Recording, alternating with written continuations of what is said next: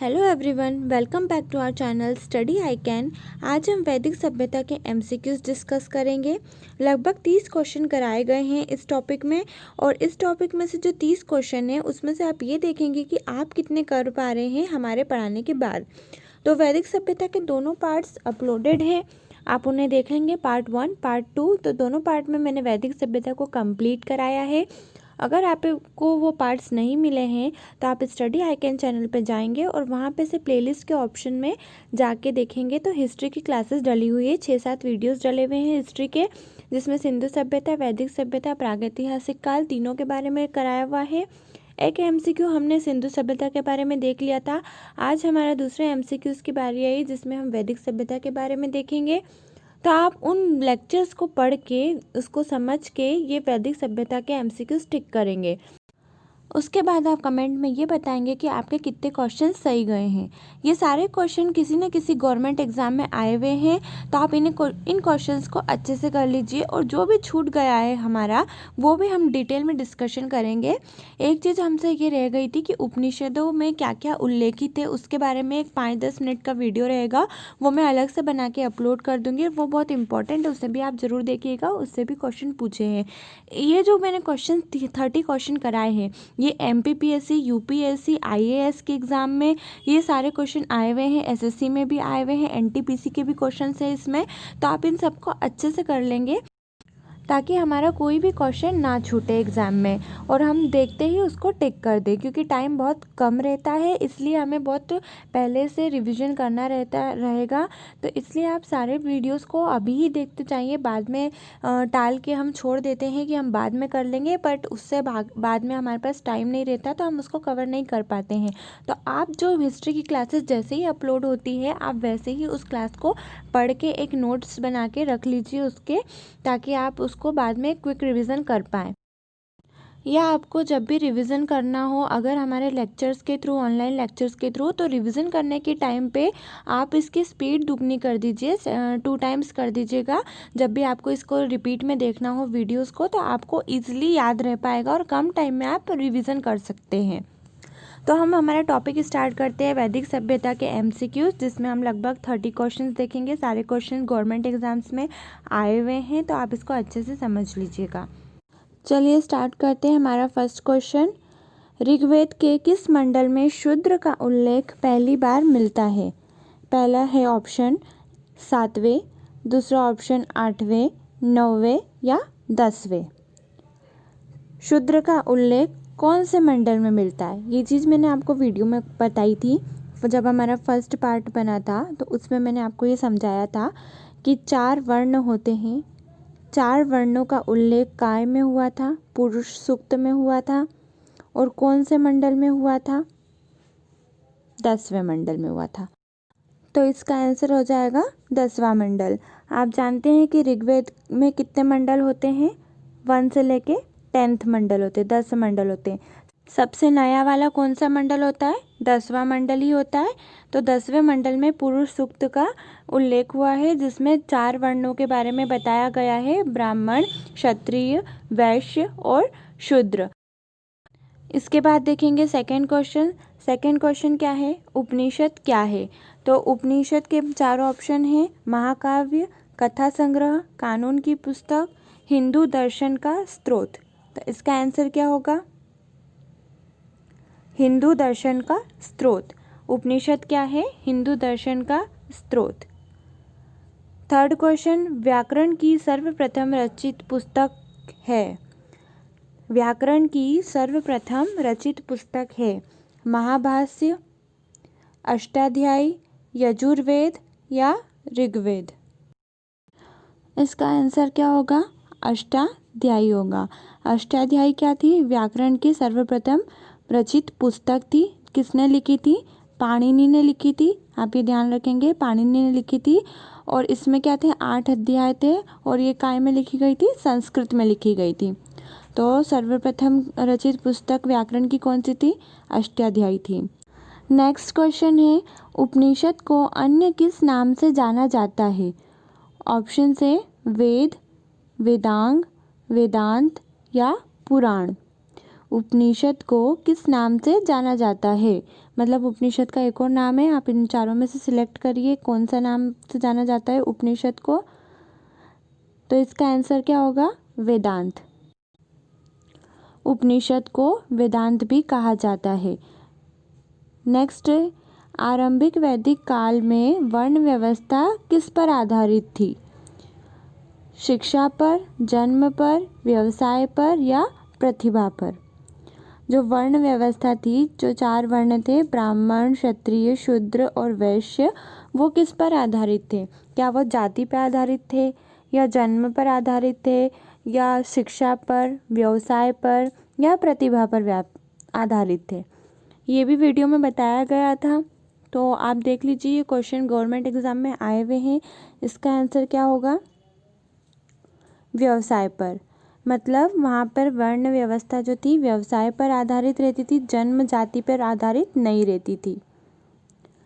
अगला क्वेश्चन है, ऋग्वेद में अधन्य शब्द का प्रयोग किस पशु से के लिए किया गया है? अधन्य मैंने बताया था कि किसके लिए किया गया है, तो गाय, बकरी, घोड़ा, हाथी। ये 4 ऑप्शंस में बताइए कि किसके लिए किया गया था। आप जानते हैं कि ऋग्वैदिक काल में गायों का बहुत महत्व होता था। गाय के महत्व के कारण पुत्रियों को भी दुहिता कहा जाता था। विवाह के टाइम पे गायों का लेन देन होता था, तो अघन्य शब्द का प्रयोग गायों के लिए किया गया था। अगला क्वेश्चन है, गायत्री मंत्र का उल्लेख किस वेद में है? तो इसके ऑप्शन है ऋग्वेद, सामवेद, यजुर्वेद या अथर्ववेद। और कौन से वेद में इसका उल्लेख है? तो इसका आंसर क्या हो जाएगा? ऋग्वेद में। और ऋग्वैदिक काल के अंदर क्या आता है? ऋग्वेद आता है, इसलिए इसका उल्लेख किस में हुआ है? ऋग्वेद में हुआ है। तो गायत्री मंत्र का उल्लेख किस में हुआ था? ऋग्वेद में हुआ था। अगला क्वेश्चन है, ऋग्वैदिक काल में सबसे प्रतापी देवता कौन थे? तो सबसे प्रतापी जो 3 देवताएं थे, तो उसमें सबसे प्रतापी कौन से थे? तो इसके ऑप्शन है ब्रह्मा, विष्णु, शिव और इंद्र। देखिए, अपन ने वैदिक काल को 2 पार्ट्स में डिवाइड किया था, एक ऋग्वैदिक काल में और एक काल में था उत्तर वैदिक काल में था। तो ऋग्वैदिक काल के देवता अलग थे, उत्तर वैदिक काल के देवता मुख्य जो देवता थे वो अलग थे। पहले दूसरे देवता को माना था इन्होंने अपना मुख्य देवता, प्रतापी देवता, और उत्तर वैदिक काल में देवता बदल गए थे, दूसरे देवता को ये लोग मुख्य देवता या प्रतापी देवता मानने लग गए थे। तो इसका आंसर क्या होगा? इंद्र। तो ऋग्वैदिक काल में कौन से प्रतापी देवता थे? इंद्र थे। और उत्तर वैदिक काल में कौन हो गए थे? प्रजापति हो गए थे। तो आप ये ध्यान में रखेंगे कि यहाँ पे देखेंगे आप कि कौन से काल के बारे में पूछा है। अगर ऋग्वैदिक आएगा तो अपन इंद्र को टिक लगाएंगे, और अगर उत्तर वैदिक आ गया तो आप किसको लगाएंगे? प्रजापति को टिक करेंगे। नेक्स्ट क्वेश्चन है, ऋत प्राकृतिक संतुलन स्थापित करने के कारण किस वैदिक देवता को ऋतस्य गोप कहा गया है? ऋतस्य गोप किसको कहा गया है? इसके ऑप्शन है इंद्र, वरुण, विष्णु या सूर्य। हमने वीडियो में इसके बारे में देखा था कि ऋतस्य गोप किसको कहा गया है। तो जो प्रकृति की रक्षा करता है या ऋत की रक्षा करता है, प्राकृतिक संतुलन बना के रखता है, जो आजकल बहुत बड़ी समस्या हो गई है इन्वायरमेंट इम्बैलेंस की। तो इन्वायरमेंटल इम्बैलेंस को बैलेंस करके रखता है, वो कौन सा देवता है? तो ऋत का रक्षक या ऋतस्य गोप किसको कहा गया है? वरुण को कहा गया है। तो वरुण क्या हो जाएंगे? ऋतस्य गोप या प्रकृति संतुलन बनाने वाले देवता, प्रकृति की रक्षा या ऋत की रक्षा करने वाले देवता। अगला क्वेश्चन है, वैदिक युग में यव कहा जाता है। यव किसको कहा जाता है? गेहूं को, चावल को, मक्का को या जौ को? तो हमने देखा था कि वैदिक युग की मुख्य फसल कौन सी थी? धान और गेहूं थी। लेकिन यव किसे कहा जाता था? वो धान को भी नहीं कहा जाता था, ना गेहूं को कहा जाता था, यव कहा जाता था जौ को। तो आप ध्यान में रखेंगे कि जौ क्या कहलाती थी? यव कहलाती थी वैदिक युग की। नेक्स्ट क्वेश्चन है, अथर्ववेद को किस अन्य नाम से जाना जाता था? ऑप्शन है ब्रह्मवेद, पुराण, आयुर्वेद या धनुर्वेद। तो ये 4 ऑप्शंस में आप सोचिए कि किस नाम से जाना जाता था अथर्ववेद को। ब्रह्मवेद, पुराण, आयुर्वेद या धनुर्वेद। इसका आंसर होगा ब्रह्मवेद। ब्रह्मवेद को ही अथर्ववेद भी बोला जाता था। नेक्स्ट है, ऋग्वैदिक काल में सबसे प्रतापी देवता कौन थे? तो इसका आंसर हम बता चुके हैं, प्रतापी देवता थे इंद्र। अगला क्वेश्चन, प्रारंभिक आर्यों के बारे में निम्न कथनों में से कौन सा सही नहीं है? आप इसको देखेंगे कि जो सही नहीं है, तो इसके ऑप्शन से वे संस्कृत बोलने वाले थे, वे घुड़सवारी किया करते थे, वे कई झुंडों में भारत पहुँचे, वे मुख्यतः नगरों में निवास करते थे। तो इसमें से हम एक एक करके देखते हैं कि वो संस्कृत बोलते थे। जी हाँ, वो संस्कृत बोलते थे। घुड़सवारी भी वो करते थे। झुंडों में आए थे वो लोग, मध्य एशिया से कहा जाता है, माना जाता है, तो वो मध्य एशिया से झुंडों में आए थे। लास्ट ऑप्शन है, मुख्यतः नगरों में निवास करते थे। तो ये बिल्कुल गलत हो जाएगा कि वो लोग नगरों में निवास नहीं करते थे, वो लोग ग्रामीण सभ्यता थी। वो लोग कहाँ निवास करते थे? ग्राम में निवास करते थे। तो इसका आंसर क्या हो जाएगा कि वो लोग ग्राम में निवास करते थे, नगरों में निवास नहीं करते थे। तो ऑप्शन डी करेक्ट आंसर होगा। अगला क्वेश्चन है, वैदिक काल में राजा जनता से जो कर वसूला करता था उसे क्या कहा जाता था? तो इसके ऑप्शन से जर्जिया, बलि, लगान या कर। तो इसका आंसर आप बताइए कि क्या होगा? जो कर वसूला जाता था राजा द्वारा। अब देखिए, उस काल में क्या होता था, वैदिक काल में, मैंने आपको वीडियो में बताया है, हमारा जो फर्स्ट पार्ट देखा था उसमें हमने बताया है कि राजा जो अपना काम करता था उसके लिए क्या करते थे, जनता अपने आप अपने स्वेच्छा से, खुशी से अपने अपने कुछ भाग, एक भाग अपना दे देती थी राजा को, एज ए गिफ्ट दे देती थी। वो गिफ्ट के तौर पे दे देती थी, जिसे क्या कहा गया था? बलि कहा गया था। तो राजा को जो कर दिया जाता था उसको क्या कहा जाता था? बलि कहा जाता था। अगला क्वेश्चन है, ऋग्वैदिक युग की प्राचीनतम संस्था कौन सी थी? सबसे ओल्ड संस्था कौन सी मानी जाती थी? आपने देखा है कुछ संस्थाएं थी जिसको राजा की हेल्प के लिए बनी थी, तो सबसे पुरानी कौन सी थी, हमें वो टिक करना है। तो ऑप्शन से सभा, समिति, विदथ या परिषद। तो इसका आंसर क्या होगा? विदथ। विदथ हमने देखा था कि कौन लोग होते हैं? लुटेरे होते हैं जो बंटवारा कर देते हैं लूट के। तो सबसे पुरानी संस्था कौन सी थी? विदथ थी, जिसमें महिलाएं भी पार्टिसिपेट करती थी, महिलाएं भी भाग लेती थी। एक सभा रहती थी, तो सभा में भी आम सभा, आम लोग रहते थे, उसमें भी महिलाएं भाग ले सकती थी और विदथ में भी भाग ले सकती थी। तो सबसे पुरानी कौन सी थी? विदथ थी। इसको आप अच्छे से ध्यान में रखेंगे। अगला क्वेश्चन है, प्राचीनतम पुराण कौन सा है? तो प्राचीनतम पुराण ऑप्शन कौन क्या क्या है? मत्स्य पुराण, भागवत पुराण, विष्णु पुराण या वायु पुराण। तो सबसे पुराना पुराण कौन सा है? आंसर है मत्स्य पुराण। मत्स्य पुराण सबसे पुराना पुराण है। अगला क्वेश्चन देखते हैं, वैदिक समाज की आधारभूत इकाई थी। आधारभूत इकाई कौन सी थी? ऑप्शन से कुल या कुटुंब, बी ग्राम, सी विश, डी जन। तो आधारभूत इकाई कौन सी थी, आप बताएंगे ऑप्शन में। इसका आंसर होगा कुटुंब या कुल। जो कुल या कुटुंब रहता था वो आधारभूत इकाई थी, बेस थी हमारे वैदिक समाज की। उसके बाद है, निम्नलिखित में से कौन सा ब्राह्मण ग्रंथ ऋग्वैदिक से संबंधित है? ऋग्वैदिक के मैंने आपको बताए थे, ग्रंथ बताए थे, कौन सा ब्राह्मण ग्रंथ है, किससे संबंधित है। आखिरी में एक चार्ट बनाया गया था, 2-3 चार्ट बने थे, उसको आप अच्छे से करेंगे। वो क्वेश्चन बहुत बार पूछा गया है, तो आप ध्यान में रखेंगे कि कौन सा ब्राह्मण ग्रंथ कौन से वेद में पूछे गए हैं। तो ऋग्वैदिक में कौन सा ब्राह्मण ग्रंथ पूछा गया है, चलिए देखते हैं। ऑप्शन क्या है?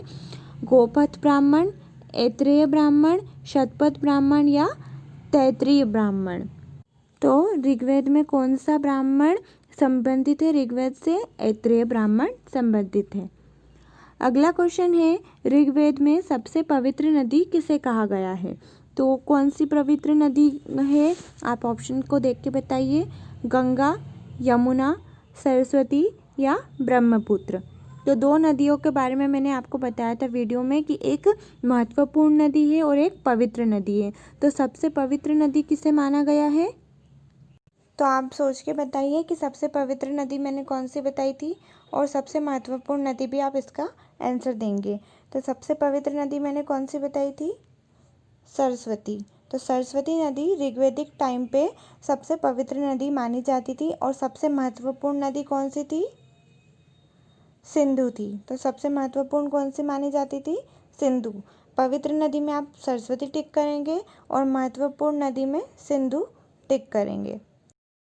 अगला क्वेश्चन है, निम्न में से किस वेद को रुद्र नामक शब्द का आरंभिक स्रोत माना गया है? तो ऑप्शन है ऋग्वेद, सामवेद, यजुर्वेद या अथर्ववेद।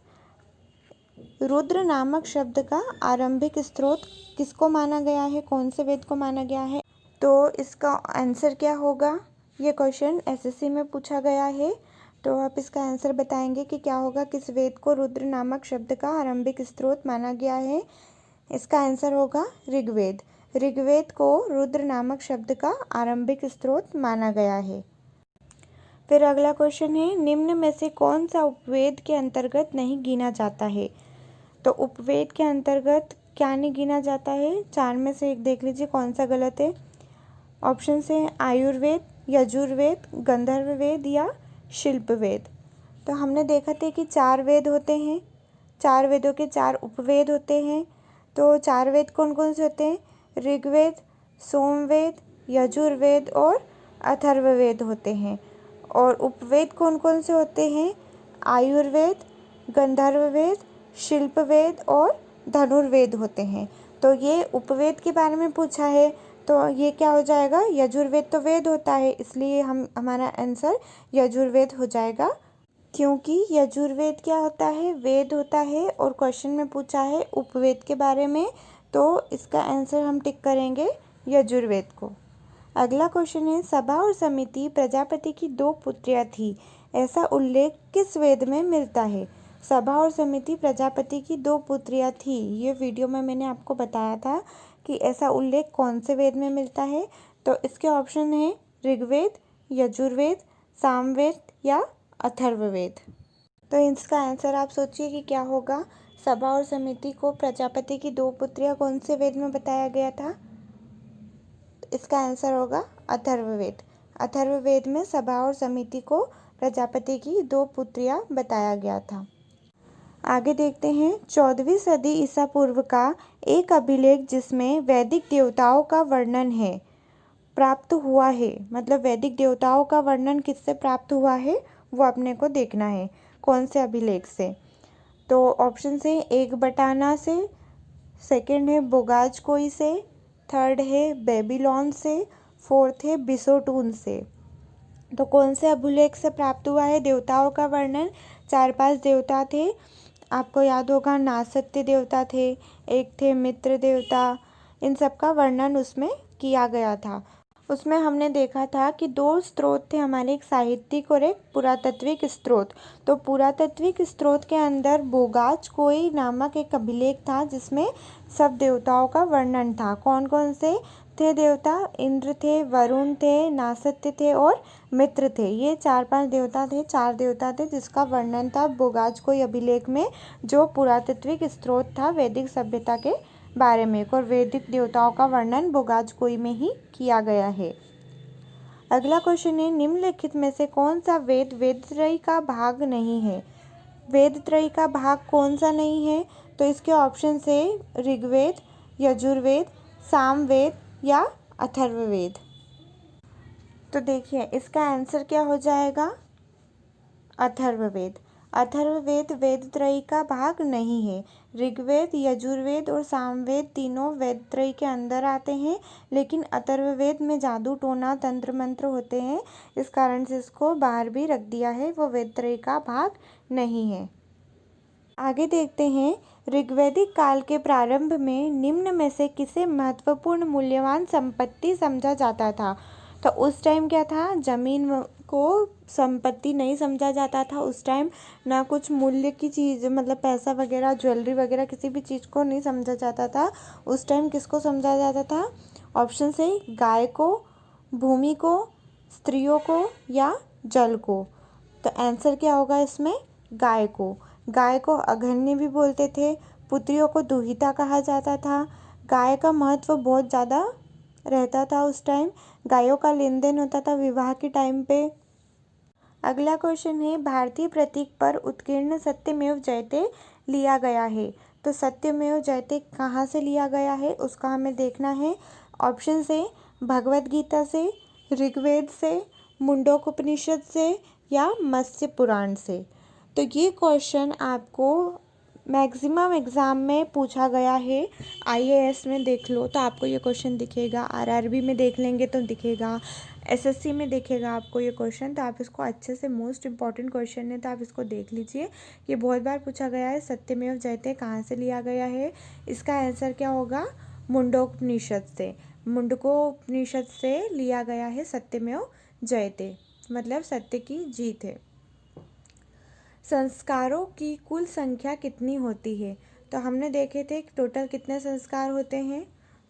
ऑप्शन से 12, 10, 15 या 16। तो आंसर है 16 संस्कार होते हैं, जिसमें सबसे इम्पोर्टेंट वाला कौन सा था? उपनयन संस्कार था। किस देवता के लिए ऋग्वेद में पुरंदर शब्द का प्रयोग हुआ है? तो पुरंदर शब्द का प्रयोग किस में हुआ है, किसके लिए हुआ है? ऑप्शन से इंद्र, अग्नि, वरुण या सोम। इसका आंसर आप मुझे कमेंट में बताएंगे कि पुरंदर शब्द का यूज़ किसके लिए हुआ है। ये मैंने पढ़ाया है वीडियो में, तो ये क्वेश्चन आपके लिए है। आप इसको बताइए कि कौन से देवता के लिए पुरंदर शब्द का प्रयोग हुआ है। अगला क्वेश्चन देख लेते हैं। 10 राजाओं के युद्ध में भरतों का पुरोहित कौन था? ये क्वेश्चन भी मैंने आपको पढ़ाया है वीडियो में, तो आप इसका आंसर भी मुझे कमेंट में बताएंगे। तो टोटल आपको कितने बताने हैं? 2 क्वेश्चन के आंसर बताने हैं। इसके ऑप्शन क्या है? वशिष्ठ, विश्वामित्र, अत्रि या भृगु। तो वैदिक सभ्यता के एमसीक्यूज़ यहाँ पे ख़त्म होते हैं। आई होप आपको ये वीडियो पसंद आया होगा। अगर आपको वीडियो पसंद आया है तो लाइक, शेयर एंड सब्सक्राइब ज़रूर करिए और हमारे हिस्ट्री के सारे वीडियोस देखिए। आपको प्लेलिस्ट मिल जाएगी, 6-7 वीडियो डले हुए हैं। 2 एमसीक्यूज़ के हैं, एक सिंधु सभ्यता, एक वैदिक सभ्यता, बाकी सारे लेक्चर्स डले हुए हैं। तो आप लेक्चर्स को अच्छे से पढ़ लीजिए। इसके बाहर कुछ भी नहीं आएगा, चाहे वो एसएससी हो, आरआरबी हो, एमपीपीएससी हो, कोई सी भी एग्ज़ाम हो, डिफ़िकल्ट लेवल की एग्ज़ाम भी आप इससे प्रिपेयर कर सकते हैं। अगर आपने चैनल को सब्सक्राइब नहीं किया है तो चैनल को सब्सक्राइब करिए। अगर आप फर्स्ट टाइम देख रहे हैं चैनल को तो आप इसके सारे लेक्चर्स में आप जाके देख सकते हैं कि कितने इम्पॉर्टेंट लेक्चर्स पढ़ाए गए हैं। तो आप इसे अच्छे से देख लीजिए, समझ लीजिए और चैनल को सब्सक्राइब कर लीजिए। अगला टॉपिक हमारा महाजनपद काल के बारे में होगा। 2-3 दिन में वो वीडियो भी आ जाएगा, आप उसको देख लीजिएगा अच्छे से। आप फटाफट जेल प्रहरी के लिए भी आप इससे ही प्रिपेयर कर सकते हैं। तो आप सारे वीडियोज़ को अच्छे से देख लीजिए। बाकी सारी क्लासेस भी अटेंड करिएगा। इंग्लिश की क्लासेस चल रही है, हिस्ट्री की क्लासेस चल रही है, हमारा एमपी जीके चल रहा है, हिंदी की क्लासेस भी चल रही और मैथ्स की क्लासेस भी होने वाली है स्टार्ट। तो आप सारे वीडियोस को, सारे लेक्चर्स को देख लीजिए अच्छे से और चैनल को लाइक, शेयर एंड सब्सक्राइब ज़रूर करिएगा।